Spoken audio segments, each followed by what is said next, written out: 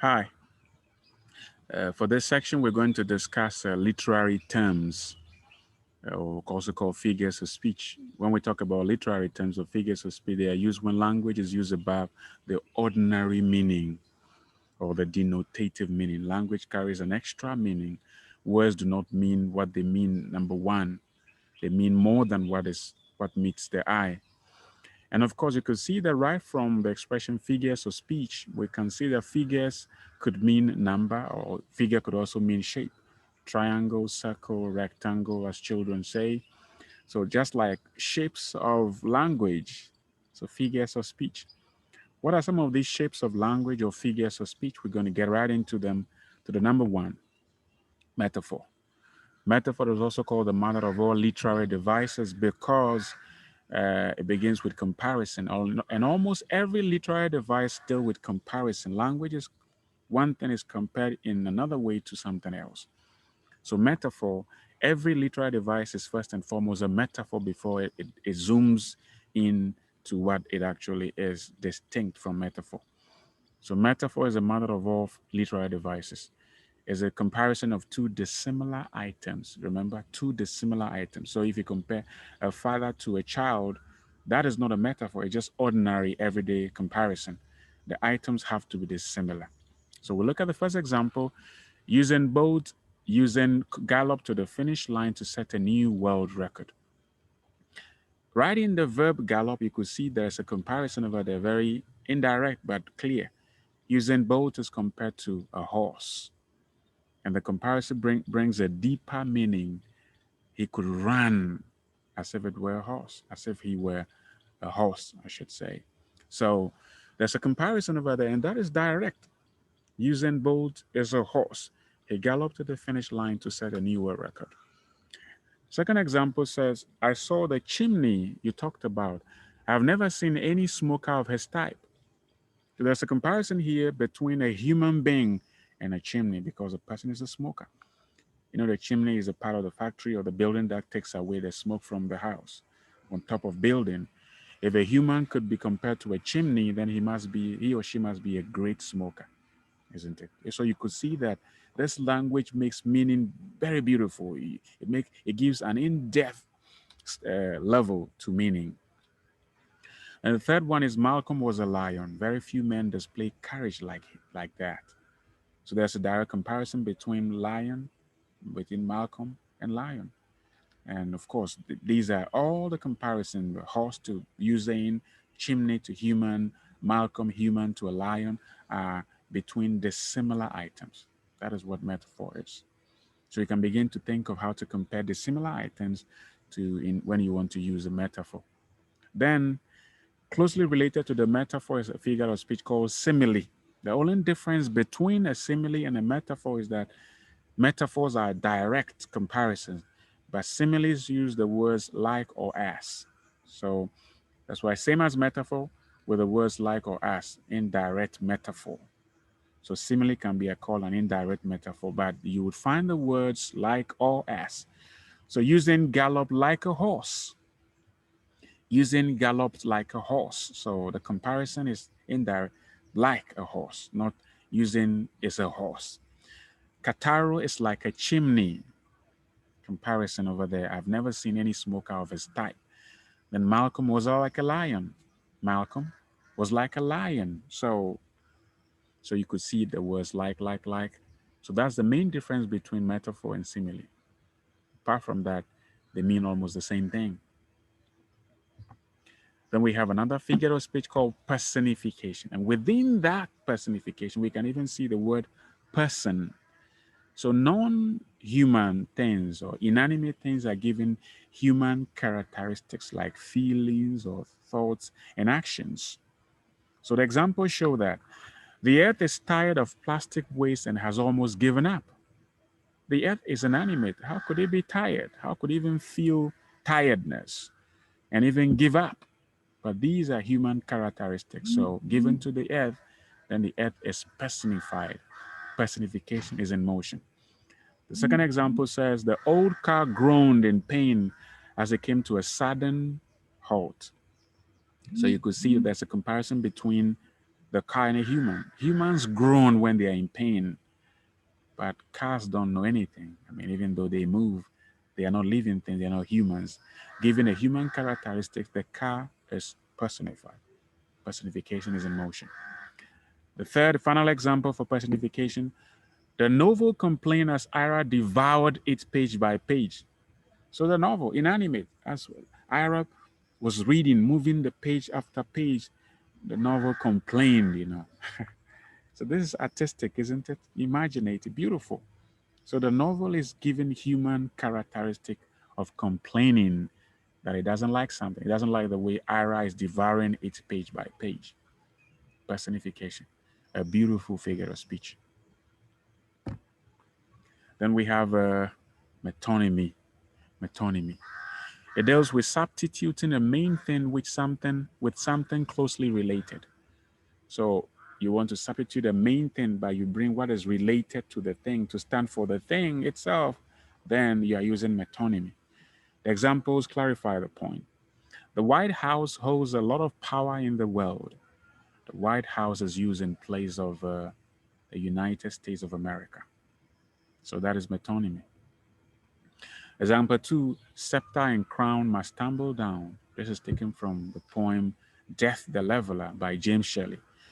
Scepter and crown stand for kings or the royalty, that they would also die, that death doesn't spare anyone. Big men, small men, children, babies, everybody dies, says James Shelley. So scepter and crown stands for the royalty. And then we have the third one, when the gun speaks, everything bows. The gun is related to those who use it, or maybe like the military. So you use the gun, you're referring to the military, for example. So that is metonymy. Using an item that is closely related to stand for what is closely related in a statement. So if you say, for example, the lipstick is speaking to the glasses, for example. The lipstick could stand for ladies, and glasses could stand for those who use glasses. Even ladies use that. Then we have Synecdoche, which is closely related to metonymy. This one has to do with a part to stand for a whole, or a whole to stand for a part relationship. Some scholars actually combine metonymy and synecdoche as one figure of speech. But if you zoom in on each of them, they have some slight difference. So this one, synecdoche, deals with a part for a whole or a whole for a part. So athletes sometimes play to the gallery because all eyes are on them. Eyes doesn't refer to just eyes, but refers to people who watch them. So eye is just a part for the whole people. Then this is from Julius Caesar. Number 2, the point says, friends, Romans, countrymen, lend me your ears. Shakespeare's Julius Caesar. Lend me your ears. Of course, it's not just a human ears. Pay attention to me, all of you. It's the entire body. And then number 3, we need every muscle in this project. We need every muscle in this project. Of course, you wouldn't take away muscles from your arm or your thighs and then put on the project. No, you need every human, everybody to take part. So part for a whole. And these things are very common expressions in language, and so figure of speech are part of us. We use them all the time without even knowing that we're employing this particular type of figure of speech. Then we have paradox. A paradox is a seemingly absurd or contradictory statement which, when investigated, proves to be deep truth. So it could be nonsense on the surface when we hear something. Then we scrutinize the same information, we begin to say, wow, there must be something very special about the point in this type of information. Examples to clarify what a paradox is. Example 1, some people are so poor, all they have is money. Wow. When people have money, are they poor? But if it is all money they have, they don't have good relationship, they don't have manners, they don't have any other thing, then really, whoa, it means they are poor. Because money without people wouldn't make you happy. Because people still have money and commit suicide because they are poor of other important qualities. So yes, this is paradoxical. On the surface, it seems nonsense, but it makes a lot of sense at a second look. Example 2, Only when it is dark enough can you see the stars. That's from Martin Luther King Jr. Of course, if it is dark, how do you see the stars? But isn't that true? If it's light all over at night, you don't look up the heavens. But when there is no light and the whole area is dark and look up the sky, that is when you see that the stars are really bright. I mean, I think he's trying to say that if things are difficult, we should remember that there is hope ahead of us. Then Bob Marley says the truth is an offense, but not a sin. How could that be? If you tell the truth, do you offend people? Oh, yes, you do. People who do not like to hear the truth, they get offended, but you haven't sinned against God. Very paradoxical. That's paradox. Closely related to paradox is oxymoron. While paradox deals with the entire statement, oxymoron zooms on individual words. So it has to do with contradictory words appearing side by side. And the purpose is to conjure a type of dual meaning. For example, Daisy is madly intelligent about the rules of survival. Madly intelligent, almost two contradictory words. But if you look at it, that madly in that context has got nothing to do with physical madness, but it could be what? It's very intelligent or widely intelligent, whatever the case is. So madly intelligent, oxymoron. Faith and faithful kept him false true.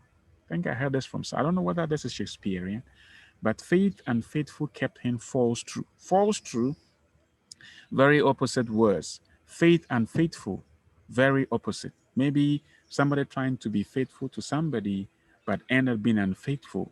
And in that, the being false has been made true because a person could tell that even in his unfaithfulness is a genuine person. It can be explained further.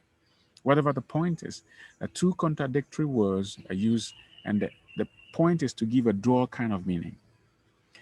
3, it is no news that life is full of friend enemies.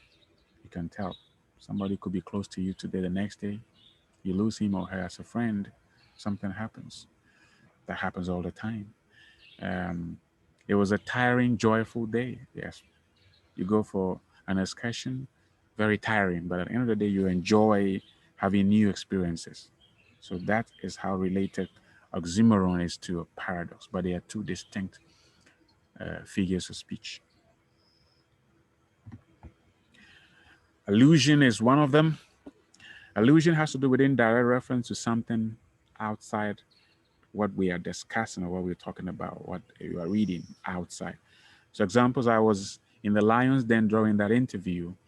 I mean, that means there is a reference outside the interview to the Bible, for example, Daniel in the lion's den. That could be called a biblical allusion because it refers to the Bible. Then example 2, I thought that was a third world war. What a football match. So referring to something, first world or second world, and then coining a third world out of that. That's a reference outside or reference to history. It could be called a historical allusion. And then we have, I just admired those two, a real Romeo and Juliet. From the third example, you can refer to references made to Shakespeare's popular drama, Romeo and Juliet. And that is a literary allusion because it refers to a literary item, Shakespeare's work. So allusion, reference to a point to enrich a present point that is discussed. Litotes, the name is interesting, litotes. I call it a mathematical device of two negatives canceling each other out into positive. So when you use two negatives in language, and the point is to emphasize the positive really, you are using litotes. Example, it is not uncommon that Africa still struggles with malaria. The example should be Africa, not African. It is not uncommon that Africa still struggles with malaria. Once you say it is not uncommon, it means it is very common knowledge that Africa still grapples or struggles with malaria. Example 2, John's handwriting is not bad at all. Not bad at all. So not bad, for example, then it means it is excellent, two negative. Not negative, bad negative, gives birth to positive, excellent. The supporters are not unhappy about how Real played, Real Madrid. So they are not unhappy. What does that mean? They are extremely happy. Not and unhappy cancel each other out, then the result is positive. Almost mathematics, isn't it? Litotis is the name. Then we have alliteration. One of some figures of speech are just based on sounds. So this one is a co-occurrence of similar consonant sounds at the beginning of close connected words. So it's sound to produce some effect, rhythm. So for example, we have frankly speaking, I have not met a franker person. Frankly speaking, I have not met a franker person than you. So in frank. So that's consonant alliteration. Freely forgiven from the heart frees the soul. So freely forgiven frees. The same kind as in frank. Alliteration. Sally sells seashells at the seashore. So we have and we have being consonant using them successively to produce rhythm. And because they're consonant, we have alliteration. The direct other hand. On the other hand, we have assonance, which deals with vowel sounds, alliteration, consonant sounds. Some scholars refer to either alliteration to mean both or refer to assonance to mean both, but when you zoom in on each, they are distinct. So repetition of a vowel sound or diphthong that are noticeable in non-rhyming words. So that fight was a sight so tight to behold, you know. So fight, sight, tight, you know. So I. He bought and he sought and bought it, but thought it fake. So all over there shows that the repetition of the vowel sound. The third example, you will feel like a peeled banana, naked and vulnerable. So feel, peel, e. So these are purely for sound effects, you know, just for the beauty of it. Repetition is repetition in name and also by reputation. I mean, something is repeated and it creates rhythm and also lays emphasis on a point. Examples are you listen to commentary. It's a goal. It is a goal, a splendid goal. That's repetition. It emphasizes the joy and the ecstasy in recounting a goal. Two, you are not alone. You are not to blame. You are not guilty. You are innocent. So look at that. Repetition doesn't mean it has to be the exact words. You can repeat content. So you are not alone is the same as you are not guilty, the same as you are not innocent. But that is also repetition. Then Martin Luther King's I Still Have a dream rooted in the American dream. I have a dream today. Repetition creates rhythm, very touching. It also emphasizes the point that is being made. So that repetition. Then we have a euphemism as a pleasant way of stating something rather harsh, impolite, or unpleasant. So if something is unpleasant, you want to soften it, you use euphemism, a very common literary device all of us use without even realizing it. So for example, besides his wife, John has two mistresses. You have a wife, you have two other female friends, but the term mistresses doesn't say girlfriends. So that softens the unpleasantness in that. The accident was fatal, and sadly, the team lost 5 members. Look at the verb lost. We understand clearly that if the accident was fatal, which means deadly, then losing people would mean the people dying. But you know, death is a sad thing. So there's a way we have to present it to be a little unpleasant, to be a little pleasant than normal. So that's euphemism. Those found guilty, the from shouldn't be there. Those found guilty were eliminated. Those found guilty were eliminated. Of course, once you hear the word eliminated, because they were killed, but eliminated softens that harshness in the word kill. The beauty of language. You know. We have hyperbole, you know, hyperactive. Once you see the hyper, it means excessive. So hyperbole means excessive figurative exaggeration. Very simple. When you exaggerate something excessively, you're using hyperbole. I got one from Bob Marley, says, one good thing about music, when it hits you, feel no pain. Because music doesn't really hit us, does it? But it's trying to say that, I mean, music is so good that it could hit you physically, but you don't feel any pain. That is kind of an exaggeration, isn't it? A hyperbole. Then we have the only way we can clear malaria out of Africa is by means of a mosquito genocide. Genocide is a serious thing, wiping away of an entire group of people. But this one is used artistically. Mosquito genocide is to wipe. I mean, that's an exaggeration, isn't it? My love for Raina moves the waves of the sea and keeps the earth on its axis. Whoa. I mean, how powerful someone's love is. That is what moves the waves of the sea. And also keeping this whole world on its axis. Exaggeration. But the point is made. It's trying to emphasize how serious something is. And we do that all the times. I'm hungry. I think of eating a mountain of fufu and a river of palm nut soup. Excessive exaggeration, hyperbole. Then we have irony and sarcasm. Irony is expressing meaning by using language that signifies the opposite. Sarcasm is using irony to mock and convey contempt. So they are the same thing. If you use irony, you want to state the opposite of something. And when you say, example, this is the cleanest beach in the world, when in fact it is not. It's very dirty. You are being ironical. A marriage counselor filed for divorce. That's a situational irony. Okay. How could you be a married counselor and then you file for divorce? I will place the first position and the person placed last as on stage in drama. That's dramatic irony. But if the irony is meant to laugh at the person or to convey contempt or to mock, it becomes sarcasm. So I thought that you are the most brilliant student in class. That is why you place first. And the person actually placed last, and you're making mockery of the person, you are being sarcastic. Sarcasm doesn't really help to build good relationship, does it? When you say sad things, you hurt people. But I mean, it's part of a literary device that we use to make language beautiful. Then we have parallelism.